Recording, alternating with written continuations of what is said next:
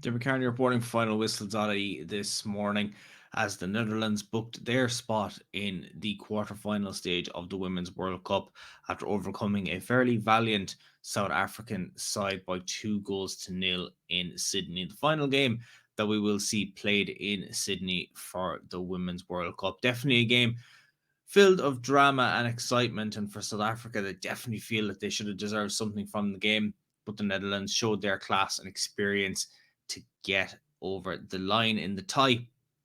It was a real slobber knocker of a game, action at both ends, but from the word go, fairly possession based between the two sides. That was, however, until Tembi Katala managed to race through the Dutch defence and had a great strike, but that lacked a bit of power. And it was right into the midriff of Daphne van Doomselaar in the Dutch goal. Dutch hit back fairly straight away. Danielle van de Donk forced the first corner of the game. That one was cleared, however. Esme Brooks then tried another audacious goal, another highlight reel goal, should I say, to add to her collection from this year's Women's World Cup. But that one was tipped over the bar by Kaylin Swart in the South African goal. From the resulting corner, however, we would see the game's opening goal. Licky Martins connected with the corner at the near post. The header was initially cleared off the line, sent into the air, and Jill Roord made no mistakes in being the quickest to react to the ball, heading it home into the empty net to make it 1 goal to nil. One almost became two after half hour mark as Van de Donk tried her luck with a fairly quick snapshot at goal, but that was saved by Swart with a fine stop with her feet to keep the tie at 1-0. Going into that, then they looked to have a fairly even possession of the game.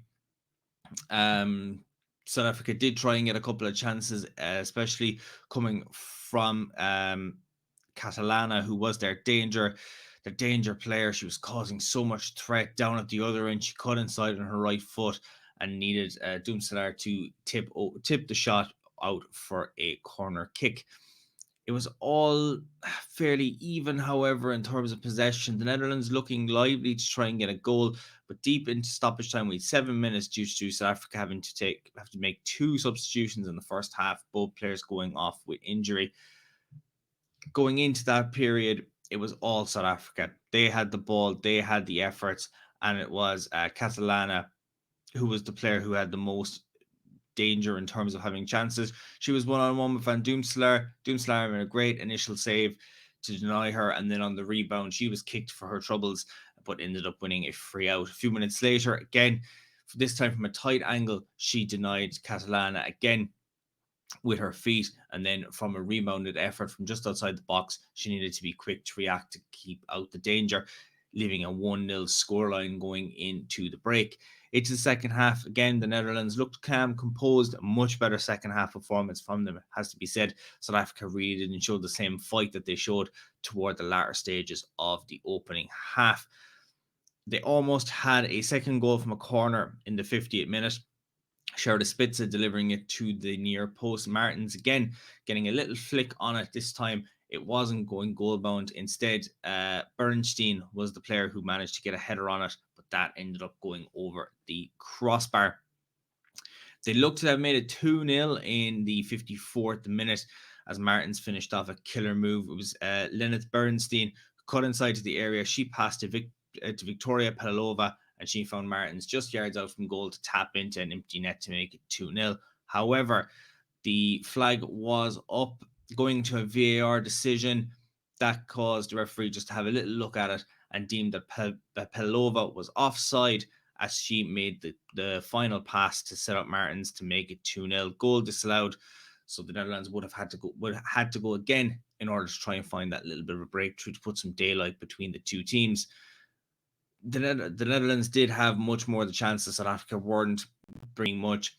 Catalina took 20 minutes into the second half before she had a real chance at goal. And from that, it wasn't really challenge, an effort on goal. Sherda Spitzer made a terrific tackle to kill the move stone dead. But in the blink of an eye, at one end, and it was 2-0, almost out of nothing. Bernstein had a snapshot from the edge of the area. It looked to be straight at Swart in the South African goal. She had an absolute nightmare of a situation. The ball squeezing through her hands and rolling into the back of the net. A cruel act of fate that saw the Netherlands go 2-0 up, and that looked to be the rubber stamp moment in securing their spot in the last 8 of the competition. For the end of the game, the Netherlands were calm, composed. They kept the ball well, tried to create a couple of chances, but nothing was coming. South Africa defending really well, and at the other end, very little in the way of efforts that were going to trouble the experienced Dutch backline and Van Doomslaar. They did have more shots in this one game than they did face in the entire group stage. South Africa testing them. Danielle van de Donk did pick up a yellow card and will be suspended for the game against Spain in the quarterfinals. So that'll be interesting to see how they play without one of their most key influential players. But from full-time score in Sydney this morning, it finished the Netherlands 2, South Africa 0.